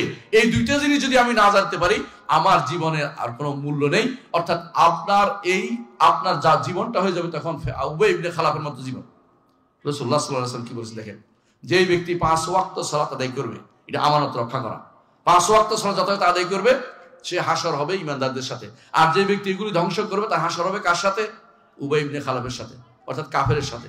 অর্থাৎ যে ব্যক্তি সালাত ত্যাগকারী ইমানদার নয়, আপনার সন্তান যদি কোনো সালাত পরিত্যাগকারী হয়, তাকে ঘরে রাখতে পারেন না। তাকে বলবেন যে তুমি আমার ঘরে থাকার উপযুক্ততা হারিয়েছ। তাকে কিছুই দিবেন না। তাকে দিয়ে তো আপনি কি করলেন? কালসাপ পোষা বলে, কালসাপ পুষলেন। সালাত আদায় করে যদি আপনার সন্তান না থাকে, তাকে ঘরে রাখবেন না। কারণ সে আপনার সন্তান, আসল সন্তান কুসন্তান বুঝেন তো? কুসন্তান যেমন নূহ আলাইহিস সালামের কুসন্তান ছিল। কোরআনে কারিমে আল্লাহ তাআলা সেই ঘটনা উল্লেখ করেছেন, কেমন কুসন্তান ছিল। আল্লাহ তাআলা ওয়াদা করেছেন, আল্লাহ তাআলা নূহ আলাইহিস সালামের কাছে ওয়াদা করেছেন যে তিনি তার সন্তানদের, তার পরিবারকে রক্ষা করবেন, নূহের পরিবারকে রক্ষা করবেন। কিন্তু যখন ডুবতে আরম্ভ করলো মানুষ, আর নূহ আলাইহিস সালাম তার নৌকায় উঠলেন, এমন সময় তিনি তার সন্তানকে দেখতে পেলেন, কেনানকে। কে বলছে ইয়াম, নাম যেটা হোক আমাদের আপত্তি নেই, মূল জিনিস হচ্ছে তার সন্তানকে দেখতে পেলেন। তিনি বললেন, ইয়া বুনাইয়া আরকাম মা'না ওয়া লা তাকুম মা'আল কাফিরিন, প্রিয় বৎস আমাদের সাথে থাকো, কাফেরদের সাথে থাকিও না। তাওহীদ হলে নূহের কিস্তিতে উঠলেন, তাওহীদ নাই ডুবে বললেন। আমার কথা হলো কোরআনের কথা। কি বলতেছে? আমাদের সাথে আসো নৌকায়, কাফেরদের সাথে যেও না। তখন সে যুক্তি পেশ করতেছে, সাআউই ইলা জাবালিন ইয়াসিমুনি মিনাল মা, ওই যে পাহাড়ের উঁচু দেখা যায় ওখানে উঠবো, পানি আর কদ্দুর উঠবে, ওটা আমাকে বাঁচাবে। নূহ আলাইহিস সালাম বললেন, লা আসামা আল ইয়াউমা মিন আমরিল্লাহ ইল্লা মার রাহিম, আল্লাহ যদি না বাঁচায় তাহলে আজকে বাঁচার কোনো উপায় নেই, তুমি আমাদের নৌকায় উঠো। কারণ আমি উঠবো না, আমি উঠবো না। সে কি করলো? ডিনাই করলো, উঠবে না। ওয়াহালা বাইনাহুমাল মাউজু ফাকানা মিনাল মুগরাকিন, এমন সব বিশাল ঢেউ এসে তারে ডুবাই ফেললো। নূহ আলাইহিস সালাম আল্লাহর কাছে বললেন, কি বললেন? ইয়া ইন্না ইবনি মিন আহলি ওয়া ইন্না ওয়াদাকাল হক, আল্লাহ আমার সন্তান তো আমার পরিবারের, আপনি তো ওয়াদা করছেন আমার সন্তানদের বাঁচাবেন। কিলা ইয়া নূহ ইন্নাহু লাইসা মিন আহলি ইন্নাহু আমালুন গায়রু সালিহ ফালা তাসআল লিমা লাইসা লাকা বিইল ইন্নী আইদুকা আন তাকুনা মিনাল জাহিলিন। নূহ, এই সন্তান আপনার নয়। নূহের সন্তান না এটা, কারণ বলে দিচ্ছে ইন্নাহু আমালুন গায়রু সালিহ, তার কর্মকাণ্ড ঠিক ছিল না, এই জন্য তার বংশগত সন্তান, কোনো সন্দেহ নাই, কিন্তু যেহেতু তার ঈমান আমল নাই সেহেতু নূহের সন্তান হওয়ার যোগ্যতা হারিয়ে ফেলেছে। আপনার যে সন্তান ঈমান আমল নাই, আপনার যে সন্তান সালাত আদায়কারী নয়, আপনার যে সন্তান দ্বীন মানে না, আল্লাহর আপনার যে সন্তান শরীয়তের বিরুদ্ধে চলে, আল্লাহর কথার বিরুদ্ধে চলে, সেই সন্তানের জন্য কিচ্ছু রেখে যাবেন না। জীবনের শেষ মুহূর্ত শেষ করে যেই টাকা পয়সা আছে এগুলো আল্লাহর জন্য দান করে চলে যাবেন, যে আমার যে সন্তান যেহেতু কাজে লাগে না, কিছু করার দরকার নেই। কিন্তু যে সন্তান আল্লাহর পথে চলেছে তাকে সব দিয়ে যাবেন, কারণ সদকা জারিয়া তখন এটাও হবে, আপনার সন্তানও হবে, সম্পদ হবে, সব তখন সদকা জারি হবে। এলেম সন্তানকে শিক্ষা দিয়ে যান, আপনার জন্য সেটাও সদকা জারিয়া হবে। আপনি শুধু লাভ আর লাভ, আপনার কোনো ক্ষতি নেই। কিন্তু আপনি নূহের ওই সন্তানের মতো আপনার সন্তানকে দূরে সরিয়ে দেবেন, যে সন্তান আল্লাহর দ্বীন থেকে দূরে সরে যায়। যদি কোনো ব্যক্তি যদি তার স্ত্রীর প্রতি বেশি মোহ থাকে, সেও জেনে রাখুক যে স্ত্রী আপনাকে আল্লাহর দ্বীন থেকে দূরে সরিয়ে দিবে সেটাও আপনার সঠিক স্ত্রী নয়, সে খেয়ানতকারী। আসল স্ত্রী নয়, সে খেয়ানতকারী। নূহ আলাইহিস সালাম আসল স্ত্রী, নিজের স্ত্রী, কিন্তু আল্লাহ তাআলা তাকে ডুবে মারছেন, কারণ তার স্ত্রীও তাকে অনুসরণ করে, তার কথা শুনে নাই। লূত আলাইহিস সালামের স্ত্রী, তার স্ত্রী কালেমা পড়া স্ত্রী, কিন্তু যেহেতু সে তার কথা শুনেনি, আল্লাহর বিধান মানেনি, সেহেতু আল্লাহ তাআলা তাকেও পাথর বানিয়ে ফেলছে, পাথর দিয়ে তাকে হত্যা করে ফেলছে। কারণ আপনাকে পরিবারটা পুরোটাকে বাঁচাতে হবে। এই জন্য কু আনফুসাকুম আহলিকুম নারা, নিজেকে বাঁচতে হবে, পরিবারকে বাঁচাতে হবে। দুনিয়ার মানুষের চিন্তা, এক একজন বসে আপনারা কি করেন, চা দোকানে বসে, হ্যাঁ, অথবা গ্রামের চা দোকানে বসে, আমি যতটুকু দেখছি দুনিয়ার যত, এমনকি আমেরিকা পর্যন্ত তিনি শাসন করতেছেন, বুঝলেন কিনা? আমেরিকা এটা ভুল করছে, ওটা ঠিক করছে, মানে এক একজনের এক একটা 3-4 জন নিজের পরিবারের খবর নাই, নিজের পরিবারের খবর নাই। বহু মানুষ আমি দেখতে পাই এরকম, দুনিয়া সব চালাই ফেলতেছে উনি। হ্যাঁ, বাংলাদেশের কোথাকার কার বিরুদ্ধে যতক্ষণ পারে অতক্ষণ বলতে থাকবেন, কিন্তু সুবহানাল্লাহ আলহামদুলিল্লাহ মুখে আসে না, কোনোদিনও আসে না। আর সারাক্ষণ শুধুমাত্র গীবতের উপর গীবত চলতেছে, কিন্তু একবারও চিন্তা করলেন আমার পরিবারকে বাঁচাতে পারছি কিনা, আমি নিজে বাঁচতে পারছি কিনা, আমার কি জানাতে সার্টিফিকেট পেয়ে গেছে কিনা। আমার তো প্রতি মুহূর্তে ভয় থাকা দরকার যে আমার তো যে কোনো বিপদ হয়ে যেতে পারে। মনে রাখবেন, ঈমানদার এমন যে সে জানার মধ্যে থাকবে, যত জানবে আল্লাহর ইলম, আল্লাহ সম্পর্কে ইলম অর্জন করবে, আল্লাহর দ্বীন সম্পর্কে ইলম অর্জন করবে, নবী সম্পর্কে ইলম অর্জন করবে, সেই ব্যক্তি তত বেশি কবরের প্রশ্ন উত্তর দিতে পারবে। কবরে যদি আপনি এগুলি মুখস্থ করে যান, উত্তর দিতে পারবেন না। কবরে যদি আমল করে যান, উত্তর দিতে পারবেন। দ্বীন যদি মেনে যান, দ্বীন তখন আপনার মুখ থেকে আসবে, দ্বীন ইয়াল ইসলাম, আমার দ্বীন হচ্ছে ইসলাম। ইসলামকে মানেন নাই দুনিয়ার বুকে, আপনাকে কবরে দেওয়ার সময় যদি কোনো বলে বিসমিল্লাহ আলা মিল্লাতে রাসূলিল্লাহ, কাজ হইব? কাজ হইব না ভাই, কারণ আপনি মিল্লাতে রাসূলিল্লাহ ছিলেন না, দুনিয়ার বুকে রাসূলের মিল্লাতের উপর ছিলেন না, রাসূল যা বলেছে তা করেন নাই, রাসূলের তা আপনার পছন্দ হয় নাই, আপনার কাছে পছন্দ হয়েছে ইউরোপ আমেরিকার সেই সমস্ত খারাপ নীতিগুলি আপনার পছন্দ হয়েছে, তারা যা বলে সেটা আপনি বলেন। এটার বিরুদ্ধে কথা বললে আপনি রেগে যান যে হ্যাঁ এটা আবার কি, এটা কেমনে হলো, এটা তো সন্ত্রাসী, এগুলি বলতে থাকেন। কিন্তু না, আপনাকে এটা মন বানতে হবে যে আল্লাহর দ্বীন ছাড়া অন্য কিছু আমার জন্য কোনো মুক্তি আনতে পারবে না, আল্লাহর দ্বীনে শুধুমাত্র আমার মুক্তি রয়েছে, এর বাইরে কোনো মুক্তি নাই। আল্লাহর দ্বীনকে যদি মেনে যেতে পারি, কবরের প্রশ্ন উত্তর দিতে পারবো। কবরের প্রশ্ন উত্তর ছাড়া কোনো ব্যক্তি, যাদেরকে আল্লাহ বাইর করেছে আলাদা, যারা দিন দিয়ে যারা সম্পূর্ণরূপে আল্লাহর জন্য দান দিয়ে দিয়েছে, প্রমাণ দুনিয়াতে দিয়ে দিয়েছে, এদের ছাড়া প্রত্যেকে প্রশ্ন উত্তর দিতে হবে। কারা প্রশ্ন উত্তর দেওয়া লাগবে না জানেন? যারা প্রশ্ন উত্তর দুনিয়াতে দিয়ে মরে গেছে। কারা? ওরা শহীদরা। এরা প্রশ্ন উত্তর দেওয়া লাগবে না, প্রশ্ন উত্তর দিয়েই দিচ্ছে দুনিয়াতে। কারণ আল্লাহর জন্য দান দিয়ে দিয়েছে, কিন্তু শহীদ কে আপনি বলতে পারবেন না। শহীদ আল্লাহ জানে কে, রসুলের যুগে রসুল বলে দিতে পারতেন, এখন তো গায়েব আসে না আমাদের কাছে, গায়েব নাই। আমরা বলতে পারি না যে শহীদকে, আমরা বলবো আল্লাহ যেন শহীদ কবুল করেন, দোয়া করছি, এটা বলতে পারবেন। কিন্তু আপনি যদি সত্যিকার আল্লাহর দিনকে উপরে উঠানোর জন্য, দিনের প্রচার প্রসারের জন্য, আল্লাহর দিনকে মানার জন্য, শিখার জন্য যদি মরে যান, আপনি শহীদের মর্যাদা পাবেন। আমার কথা নয়, মুহাম্মদুর রাসূলুল্লাহ সাল্লাল্লাহু আলাইহি ওয়াসাল্লাম বলেছেন, মান খারাজা ফি তালাবিল ইলমি ফাহুয়া ফি সাবিলিল্লাহ, ইলম অর্জনের জন্য কেউ দিবে আল্লাহর রাস্তায় শহীদ হওয়ার সে মর্যাদা পাবে। সুবহানাল্লাহ। বুঝলেন কি? আল্লাহর রাস্তায় বেরোছেন, জিহাদে বেরোছেন, ইলম অর্জন করা জিহাদ। আপনার যে সন্তানকে এখানে পাঠিয়েছেন, প্রতিষ্ঠানে পাঠিয়েছেন, মাদ্রাসায় পাঠিয়েছেন, বিশুদ্ধ আকীদা ও মানহাজের মাদ্রাসায় পাঠিয়েছেন, আপনার সন্তান জিহাদের পথে আছে, আপনিও জিহাদের পথে আছেন। আপনার স্ত্রী তাকে যদি ব্যবস্থাপনা করে দেয়, খাবার দাবার দিয়ে দেয়, আপনার স্ত্রীও জিহাদের মধ্যে আছে। এটা সবচেয়ে বড় জিহাদ দুনিয়ার বুকে। এই জিহাদের চেয়ে অন্য কোনো জিহাদের বেশি মর্যাদা হতে পারে না। কথা বুঝতে পারছি? আপনারা জানেন ভালো করে যে ইমাম বুখারী রাহমাতুল্লাহ আলাইহি তিনি কোনো যুদ্ধ করেন না, কিন্তু ইলমের যুদ্ধ করেছেন। এটা বড় যুদ্ধ হয়েছে। মুসলিম তাই, ইমাম বুখারী, মুসলিম, আবু দাউদ, তিরমিজি, নাসাঈ এরা কোনো যুদ্ধ করে নাই। আবু হানিফা, শাফিঈ, মালিক, আহমদ ইবনে হাম্বল কোনো যুদ্ধ করে নাই। তারা কি করেছেন? ইলমের যুদ্ধ করেছেন। এই ইলমের যুদ্ধ বড় যুদ্ধ, এই জিহাদ সবার আগে করতে হবে। এইটা না থাকলে আপনি কি করবেন? কি কোন অন্যায়টা করে বসবেন আপনি জানেন না। ইলম থাকলে আপনি শুদ্ধ করতে পারবেন। আল্লাহ এই জন্য বলেছেন, ফালাউলা নাফারা মিন কুল্লি ফিরকাতিন মিনহুম তায়ফাতুন লিয়াতাফাক্কাহু ফিদ-দীন ওয়া লিয়ুনযিরু কওমাহুম ইযা রাজাউ ইলাইহিম লাআল্লাহুম ইয়াহযারুন। আল্লাহ বলছে সবাই যুদ্ধ যাবে না, ও যুদ্ধের বাইরে হওয়া যাবে না। সবাই কি করবে? একটা গোষ্ঠী ইলম অর্জন করতে লেগে থাকবে। আমাদের দেশের মতো জায়গাতে সরাসরি কোনো যুদ্ধ আমরা কোনোদিন করতে পারবো না, এটা বাহিনীরা করবে কোনোদিন যদি যুদ্ধ হয়।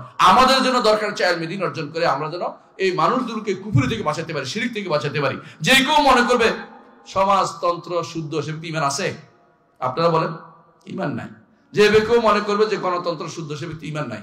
যে ব্যক্তি মনে করবে যে ওই যে সেকুলারিজম শুদ্ধ, তারও ঈমান নাই। তাহলে আপনি ঈমান রক্ষা করা আপনার দায়িত্বের ভিতরে পড়ে। আপনার পরিবারকে রক্ষা করেন, আপনার সমাজকে রক্ষা করেন, মসজিদে মাদ্রাসায় রক্ষা করেন। ঈমান আপনার থাকবে না, ঈমান থাকবে না। এই জন্য প্রথম দায়িত্ব হচ্ছে মসজিদ মাদ্রাসা প্রতিষ্ঠা করা এবং দ্বীন ঈমানের সন্তানদেরকে এগুলি শিক্ষা দেয়া, আকীদা শিক্ষা দেয়া, সন্তানকে আকীদা শিক্ষা দেন, মুখস্থ করার সন্তানদেরকে এগুলি। এক একজন ইমাম বুখারীর উত্তরসূরি হবে, ইমাম বুখারীর উত্তরসূরি হবে, মুসলিমের উত্তরসূরি হবে। এরা হবে ঠিক ইমাম আবু হানিফা, মালিক, শাফিঈ, আহমদ এদের উত্তরসূরি। আর আপনি যদি এই পথে না চলেন, আপনি কার অনুসারী আপনি চিন্তা করে দেখুন। কারণ এই পথের পথিক যারা, তারাই জান্নাতে যাওয়ার জন্য এলিজিবল পারসন। আর এই পথের পথিক নয় যারা, তারা জান্নাতে যেতে পারবে না। সুতরাং ভাইরা আমার, আমি আমার বক্তব্য দীর্ঘ করব না। আমি শুধু একটুকুই বলবো, আসুন আপনাদের কাছে অনুরোধ রইল, আপনাদের অনুরোধ রইল, এই যে মাদ্রাসায় ওয়াজ নসিহত আপনারা করেন, আমি কোনো সুদ দিয়ে ওয়াজ করতে পারি না, এই জন্য আগেও বলছি। আমি শুধু একটুকুই বলবো, ইলম অর্জন করতে হবে, ইলম অর্জন করতে হবে। এবং ইলমের জন্য সবার আগে দ্বীনি ইলম। কোন ইলম? শরীয়তের ইলম, আকীদার ইলম সবার আগে অর্জন করতে হবে। নিজে জানতে হবে, পরিবারকে জানাতে হবে। আমার ছেলে জানে, আমি না জানলে চলবে না। এটা হচ্ছে কি? আল্লাহ সম্পর্কে জানা। আল্লাহ সম্পর্কে প্রত্যেকে জানতে হবে। অনেকে মনে করে আল্লাহর কুদরতি ভাই সিজদা করে, এরকম করলে ঈমান থাকে না। কারণ আল্লাহ তাআলা আরশের উপরে, তিনি কুদরতি ভাই আমাদের কাছে নাই। বুঝা যাচ্ছে কথাটা? কেউ যদি বলে আল্লাহর পায়ে সিজদা করে, তারও ঈমান নাই। তো ঈমান না থাকলে আপনি সালাত পড়ে কি করবেন? ঈমান তো আগে শিখতে হবে। ঈমান আকীদা না থাকলে আপনার এই সালাতও কাজ হচ্ছে না, যাকাত দিয়েও কাজ, হজও কাজ হবে না, হজও বাতিল। আমার আলেমদের জিজ্ঞাসা করে আশেপাশে আছে, ঈমান ঠিক নাই, হজও কাজ হবে না। কেউ যদি মনে করে মুহাম্মদুর রাসূলুল্লাহ সাল্লাল্লাহু আলাইহি ওয়াসাল্লাম তিনি গায়েব জানতেন, তার হজ করে কোনো লাভ নেই। কেউ যদি মনে করে আব্দুল কাদের জিলানী ছেলেকে মেয়েকে ছেলে বানাইতে পারতেন, তার ঈমানও নাই, তার ঈমান নাই। অর্থাৎ এই ব্যক্তি ঈমান নাই, তার কিসের, তার কোনো কর্মকাণ্ড কবুল হচ্ছে না। যে হাজার মানে শতবার যদি কোনো কেউ সালাত পড়তে থাকে, সারা ধরে বছর ধরে পড়তে থাকে, কোনো লাভ হবে না, তার ঈমান নাই। ঈমান না থাকলে কোনো কবুল হয় না। ঈমান তো জন্য সবার আগে শিখতে হবে। আর ঈমান যে সমস্ত প্রতিষ্ঠানে শিক্ষা দেয়, ঈমান যে সমস্ত জিনিস আপনাকে শিক্ষা দেয়, আলেম শিক্ষা দেয়, তাদের কাছে আপনার সন্তান পড়াবেন, আপনি নিজে তাদের কাছে বলবেন, দ্বীন শিক্ষার জন্য সবসময় লেগে থাকবেন এবং তাদের বক্তব্য শুনবেন। এখন আলহামদুলিল্লাহ বিভিন্ন মাধ্যমে মানুষের হাতের কাছে পৌঁছে গেছে। এই অ্যান্ড্রয়েড সেট একদিকে যেমন ভালো করে, একদিকে খারাপ করে। সন্তানদেরকে হাতে দিবেন, নষ্ট করে দিবে। আর সন্তানদেরকে দ্বীন বুঝানোর পরে দিবেন, তারা ভালো মানুষের বক্তব্য শুনতে পারবে। সুতরাং আগে দ্বীন বুঝাতে হবে, শরীয়ত জানতে হবে। আল্লাহ দ্বীনকে জানার ব্যবস্থাপনা করুন, দ্বীনকে মেনে চলুন, শরীয়তকে মেনে চলুন, ঈমানকে মেনে চলুন, আকীদা জানুন, বিশুদ্ধ আকীদা ঈমান প্রতিষ্ঠা করুন। আল্লাহ আমাদের তৌফিক দান করুন। সুবহানাকাল্লাহি ওয়া বিহামদিকা আশহাদু আল্লা ইলাহা ইল্লা আনতা আস্তাগফিরুকা ওয়া আতুবু ইলাইক। আসসালামু আলাইকুম ওয়া রাহমাতুল্লাহি ওয়া বারাকাতুহু।